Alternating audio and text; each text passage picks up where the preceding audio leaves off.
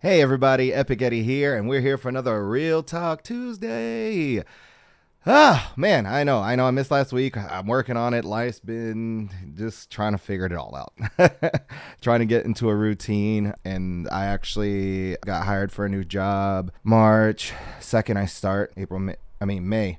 May 2nd I start, but just trying to get back into a routine. It's just been a lot with changes and the move and so yeah, which I'm going to talk about today. But before we get started, it's not a Real Talk Tuesday without some tequila.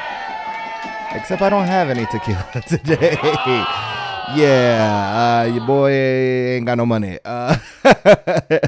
So I gotta save it. Yeah, so maybe I'll have some tequila next week. But for now, since we're in the tea theme, we'll have some tea. Yeah, a little Earl Grey. Make it like how I grew up with a little cream and sugar.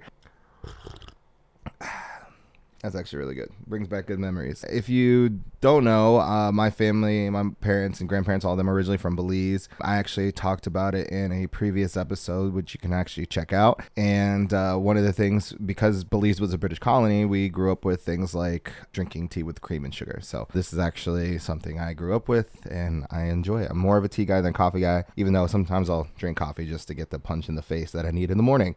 That being said, let's get into it. So a lot of people have been asking me about, before we do get started, like usual, I would love to do this or something like this for, just for work one day, and I wouldn't have to go into a regular 9 to 5, and I can do that with you guys' help. So if you get anything from this, just make sure you hit that like button, subscribe, share it with your friends, and also click that little bell, and that notification will let you know when I put up more stuff. I am working on getting more things up and get my motivation together so I can get more content. But the more I see you guys are checking out the content and you're liking it, then the more, it helps me motivated to put more stuff out. So now we got that out of the way. Yeah, let's talk about what we're going to talk about today. So I actually was going to do this last time, but Will Smith had other plans, and so I had to talk about that. So today I am going to talk about my big move. I was living in Vegas for about 7 years, and I picked up and moved out here to Arizona. I'm in Phoenix now.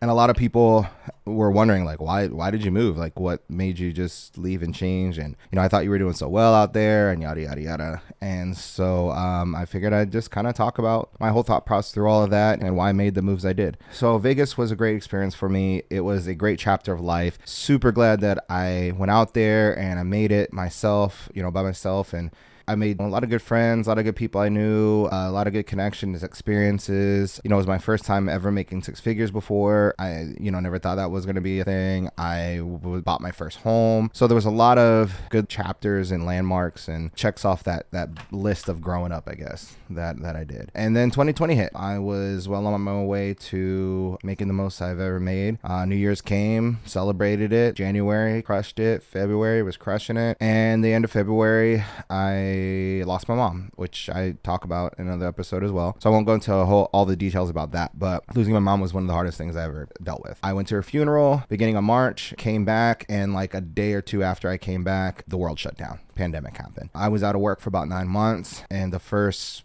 maybe 3 of those months, maybe 4, I didn't see another person. I was just stuck in my house. Everyone was kind of worried about what was up, and so yeah, I went from seeing my mother's body to alone at home by myself, because I lived alone at the time, and it was tough, man. It was really, really hard. A lot of people say I was strong and that most people wouldn't have made it through all that, and the reality is I almost didn't, man. I went through months just by myself grieving, and I lost a lot of people prior to that, but this one really hit me home. My mom was my whole heart. It was unexpected. Yeah, it fucked me up, man. And I went through the whole grieving process, was numb in the beginning, and then I went through the short bit of anger and then denial, and just a whole realm of it. But the depression was the hardest part and the longest stint. And unfortunately, after that time, it really put things in perspective. I had maybe 2 people that regularly came to see me or just check in on me. And that was my best friend Ness, who you got to meet in a couple of previous episodes, and another good friend of mine, Sharon, which I actually honestly didn't expect, because me and her were always cool, but we were just never super, super close. But we came closer over that summer, and like we had a lot of deep discussions, and just like, and then just distraction, which was super needed. I just needed company, man. And unfortunately, it was just didn't have that. And that was, I think, what really put things in perspective. Even when I started working again, I just didn't really have people around me. I knew a lot of people. It reminded me of high school, because high school I got along with everybody. Like, I knew a lot of people. I'm a very friendly person. I have a lot of different sides to me, so I can get along with, I mean, I love nerdy shit. I love sports. I love anime. I like music, rap, hip hop, alternative music, electronic music. I love a variety of things, and so I get along with a variety of different people. That being said, while I had a lot of friends, I never really had a lot of really, really close friends. I am always the extrovert. I'm always entertaining. I like to have fun, and it's just a natural thing when I'm around people. I'm on, and it's not because I'm trying to be. It's just that's my personality, and so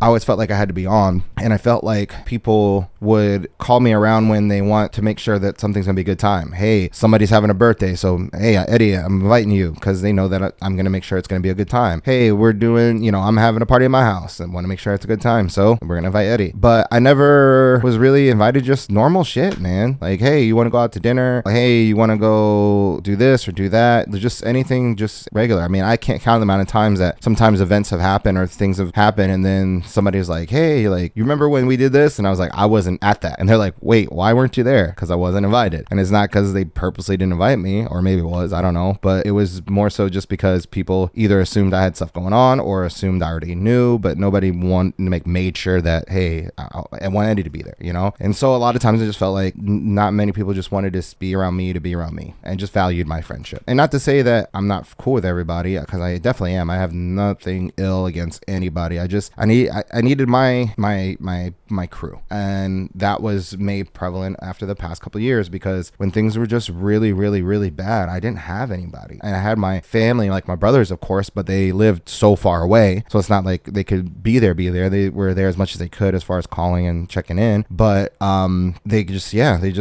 didn't have anybody except for my best friend Ness, and then my friend Sharon actually, would come through. And so I just realized that was something I really, really needed. I needed people that just, wanted me around. And I also realized too, my job just took me for granted. After I got back to work, I was working more, making less, never complained, but also still grieving my mom's death. And I got called into the office, and they were saying, hey, you don't really have that energy in the morning, like during our morning meetings and stuff. And I'll be honest, I didn't. I came in, it was early, they changed the time, so now we're there earlier, and we're doing morning meetings, and I come in, but I always did my job. I always put my energy in when I was doing my presentations, and I was hitting all my numbers. My percentages and stuff were still the top 3 in the company at the time. So, and that goes to show how, like, I'm hitting the percentages and numbers, but not making the money. And none of that was concern. And I was still grieving my mom. And so, yeah, I would come in days just trying to figure it out, and I'd go and do my job, and then I'd leave. And I just started to realize all the things that was like the things that I had asked for to try to do my job better, that wasn't given to me. They wanted to give me more responsibility for things, which I was fine doing, but none of the benefits of it. And I've been working for that company for almost 7 years. And then on top of that, just not being considerate of the fact that I'm still grieving my mom, and I'm in here. I'm still trying. I'm the only one here doing my job. And I couldn't take a day off. Like, I couldn't take any time, which I really, really needed. I had to cancel my New Year's thing with my friends, which again, really, really needed. And then they didn't even need me at that time. And so it was just rough, man. It was just really rough. And again, I didn't complain during that time. They asked me, they said, needed me in. I did it. And so it wasn't until I got brought in and they were like, I don't know. I just felt like they wanted me to be the clown in the morning, so get everyone pumped. And I was like, yo, I'm filling everyone else's cup, but no one's filling my cup. and I'm already empty because of dealing with everything, but that just didn't matter, and I feel a little bad too because I didn't speak up for myself like I should have, but at the time I was still down and grieving, and I don't know, it's so hard to explain how that stuff affects you and your thought process and your mindset. There was a lot of things I took way personally that I shouldn't have. There was things I probably should have taken more personally. I didn't. There were people I reached out to that I didn't really talk too much, but I just wanted some kind of different energy, and I was probably annoying about it. There was some people that reached out to me and I probably just, I didn't pick up right away. It was just a weird time. But ultimately, I realized I just need people close. I have a bunch of friends out here in Arizona, and even when I was in Vegas, they would always hit me up for events. They did like a little murder mystery potluck thing at their house, and over the one weekend, we're just saying, hey, don't know if you can come or not, but if you can, we're doing this weekend, you should come down. Like, they were always inviting me to stuff, always wanting to see me, always wanting to make sure I was all right. And that's when I realized, yeah, that's the kind of energy I need around me, and that's the kind of people I need around me. And again, it's not to blame anybody, because I don't want anyone watching this from Vegas, I love all of you, and taking this the wrong way, because I appreciate all the moments we have and all the times that we have. But there's different levels of friendship. There's some friends that you go and you hang out with and you party with, but that's it. Some that are friends but you just work with, and some are friends that you do things with. Like, you have different levels, and I just didn't have my group. I just didn't. There weren't people who constantly thought of me for things. And so that's when I decided I need to make the move, because honestly, I was just going in a spiral, man. I quit my job. I was trying to figure out what to do with my house because I really didn't want to sell it, but eventually just got to a point I put myself in a hole through the depression and stuff. I just wasn't doing what I was supposed to be doing, and I take that blame, and I try not to beat myself up too much for it because I was going through a lot at the time. But it sucks because you look back in hindsight and you're like, shit, man, if I could have kept the house, I could have easily rented that out, had some passive income coming in, and I got that house at a good time. And so it's stressful thinking about that, but I just have to remind myself I did it once, I can do it again. And also at least I had it to get myself out of that hole, because I was just in debt with a lot of stuff because I couldn't get any. I mean, I still have residuals where it's hard for me to get motivation to get and do stuff. I'm trying to get out of that because I've just built that habit now for the past few years, but my mindset's just a lot better, thankful for that. But yeah, sold my house and I left, and I just knew what I really needed to do was I needed a good support system. And like I said, I love my friend Ness. My friend Sharon, she moved out to Nashville, which I'm glad for her. So I really had just Ness, and I love Ness to death, but he's also one person and he can only be there but so much. And he's working on things too. It's interesting. Even after I moved, me and Ness talk like all the time, constantly call each other, checking at each other. It's that friendship still a great bond. And so, but I just needed more. It put into perspective what was really important to me and what I needed, or at least for this next chapter of life. I need a good support system and good friends. I need to start focusing on me and just getting myself back to a good place of loving myself. And then just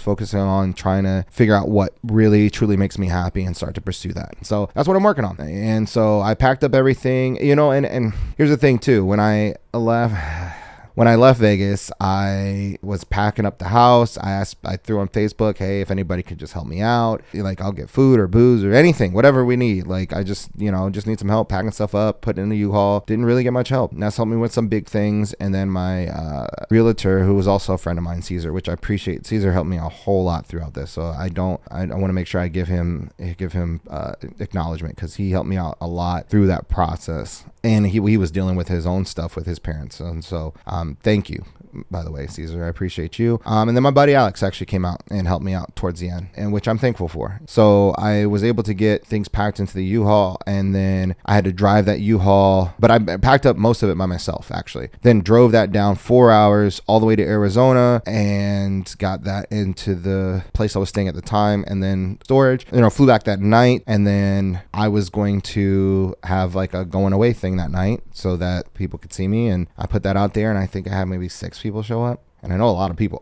And I made it easy so that it was just like, hey, swing by the bar where I usually go all the time. And even if somebody could just stop by and say, hey, Bruce came by for a split second, which I appreciate, because he was like, hey, you're moving, so let me just come by at least for a little bit, say hey. And he did. And that was nice, man. And that's all I needed, was just see that people cared, and sometimes I just didn't feel like that. Yeah, I left and drove that drive again for 4.5, 5 hours to Arizona, and then moved out this way. And it's interesting because because I couldn't get anybody to help me out when I was leaving. But then when I was moving to Arizona, literally everybody here was like, yep, I get off at this time. We got you. We'll get hands on it. And it was so quick. We got everything moved really quick because everybody was just like, yep, I got you. No worries. It was really nice, man. And literally for the next month, if not a little longer, every week I had at least one person in our friend group just randomly just look over at me and go, I'm really glad you're here. I'm glad you moved. It's nice to have you here. And that, man, that hit me, and it just made me feel like people want me here. And it's what I needed. It's what I really, really needed at the time, just to build myself back up, because I was just in such a bad way, and I was so depressed.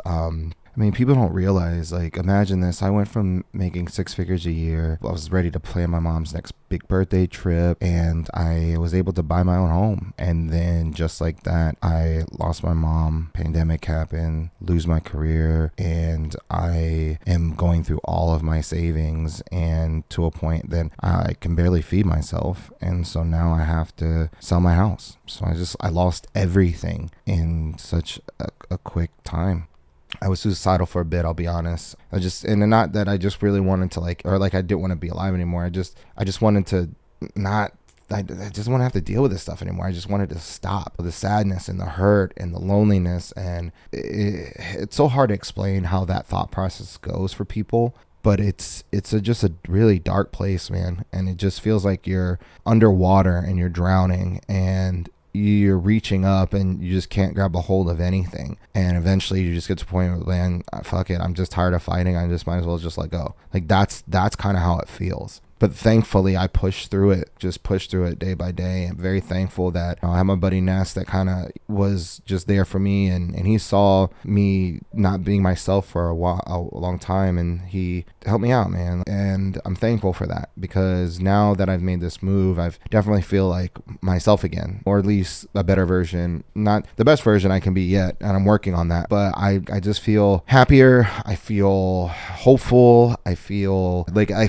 finally came up for that breath after drowning for so long. And it's been 2 years of that, which is so nuts. Like, time flew. But I finally feel like I can breathe again. And it's great. And my message to anybody who might be dealing with depression or suicide thoughts, just talk to somebody, man. Anybody. There are people who do care about you, and I know sometimes you feel completely alone. And that's how I felt too. Even when I knew I had people, you feel alone. But trust me, even if you have one person, there's at least one person that really, really cares. And I know it's hard when you reach out to people and they don't really respond the way you want or the way you think, but you have to also realize other people are going through things too. And there's times that I'm sure people might have reached out to you and you didn't really respond, and it's not because you didn't care, it's just there was things going on and you didn't really know what they were going through. So sometimes you just got to be open about it. This is why I do these kind of talks, not to just spill out all my stuff, but it's more so just to let people know they're not alone, and that there are other people who might feel the same way you feel, or to talk about things that you may be wondering about or thinking about or experiencing, and maybe find some kind of hope or healing or humor or connection or anything in this. If you need somebody, reach out. Make sure you talk to somebody that's close and cares about you, or there's all kinds of hotlines and things you can call. Just talk to somebody, just push through, because trust me, once you get past that hump and you find what makes you happy and what you care about or what motivates you, you'll be glad you did. So yeah, here this is the next chapter of my life. I'm excited for what's going to be coming up and what's going to be new. I'm going to be back working, just back at 9 to 5 again, but I'm just going to work my butt off, stack up my money so I can finish paying off some of these debts, and then start investing that money into the things I've been really wanting to do, and hopefully getting myself back to where I want to be, or actually beyond where I was. Sometimes you get knocked down, but it's not about how many times you get knocked down, it's how many times you get back up. So I'm back up, pushing, I'm trying, I'm here. So I appreciate all of you tuning in and listening and checking things out, and just know I love all of you guys. I appreciate everyone I've come into contact in my life with, all the experiences, and whether we're super, super close or kind of close or on the surface or whatever it might be, regardless, I do appreciate all those relationships that I've had in my life, and whether we still talk or we don't anymore, thank you for those moments that we've had. And I hope hope to become a better version of me and start really doing the things that I love. I'm working on getting back into the gym. That's been an effort, but getting meal preps and getting all that shit together. So I'm trying to get my body together, help get my mind right. Once I get all that together, I think I'll be a lot better me. But till then, I do appreciate you guys once again. Thanks for tuning in. If you got anything from this, make sure you let me know. And like I always say, life's short. Make it up it. Thanks, guys.